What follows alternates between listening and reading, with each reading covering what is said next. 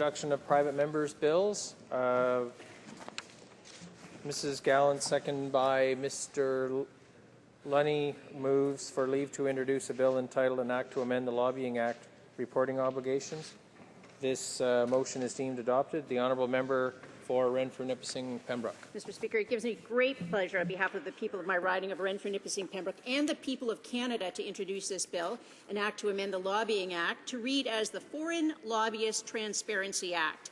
This legislation is all about following the dollar, in this case, to foreign capitals with very un-Canadian agendas. I'm proud to be Canadian. All Canadians have built something very special in this country. Anytime there's a national discussion, Canadians have a right to know whose voice is being heard and why. Canadians have been made very aware that foreigners have been secretly funding single or special interest groups whose lobbying efforts do not enjoy the support of regular, hardworking Canadians.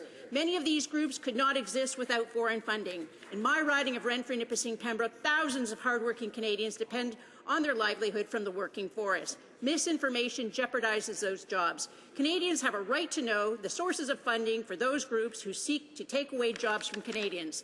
The Foreign Lobbyist Transparency Act achieves financial transparency and improved accountability through the public reporting of payments made by foreigners to lobbyists.